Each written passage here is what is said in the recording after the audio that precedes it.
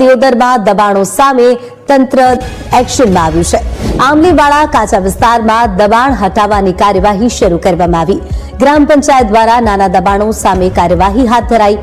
મોટા કોમર્શિયલ દબાણો સામે કાર્યવાહી ક્યારે થશે તે સવાલ છે। શહેર અને હાઈવે વિસ્તારમાં ઠેર ઠેર દબાણો છતાં તંત્રની નિષ્ક્રિયતા સામે સવાલ ઉભા થઈ રહ્યા છે। નાના દબાણો સામે તો કાર્યવાહી કરવામાં આવે છે, પરંતુ મોટા માથાના દબાણો હજુ પણ યથાવત હોવાના આક્ષેપ કરવામાં આવી રહ્યા છે। હાઈવે પર ફૂટપાથ અને અડચણરૂપ દબાણો સામે કાર્યવાહી કરવામાં આવે તેવી માંગ છે। મોટા કોમર્શિયલ દબાણો અને અન્ય વિસ્તારોમાં કાર્યવાહી માટે લોકોની માંગ છે।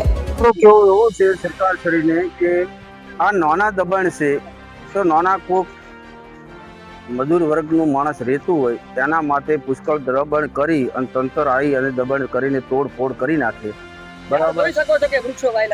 તો આ કોકને વાપરવા માટે કોકનો સારો બંડો કરી અને કોકને વાપરતા હતા, પ્રસંગ કરતા હતા, બધાને વાપરવા મળતું હતું, છતાંય દબાણ કરી અને તોડી ફોડીને રમણ ભમણ કરી નાખ્યું। ત્યારે હું એમ કહેવા માંગુ છું કે બજારની અંદરમાં આખી દબાણ્યો છે, સોસાયટીઓમાં દબાણ્યો છે, હાઈવે ઉપર દબાણ્યો છે, કેમ તંત્ર અહીંયાથી જાગતું?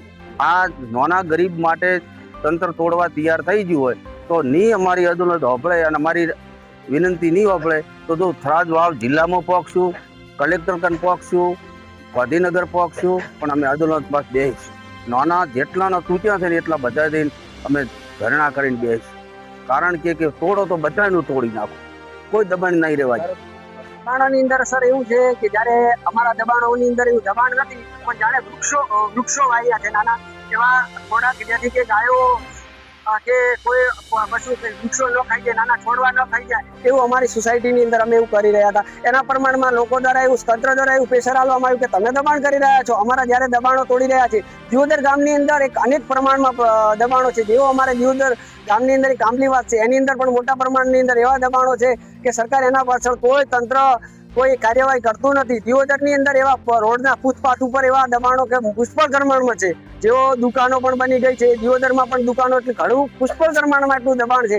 સરકાર કોઈ તંત્ર એના ઉપર કાર્યવાહી કરતું નથી। સરકારને એટલી માંગ કરું છું કે તમે કરો તો આપ લીગલી કરો, અનલીગલી ના કરો। પણ સરકાર જ્યાં સુધી અમારો અવાજ નહીં સાંભળે ત્યાં સુધી અમે કલેક્ટર સુધી, વાવ થરાદ જિલ્લા સુધી પહોંચીશું, ગાંધીનગર સુધી પહોંચીશું કે અમને સાચો ન્યાય મળે।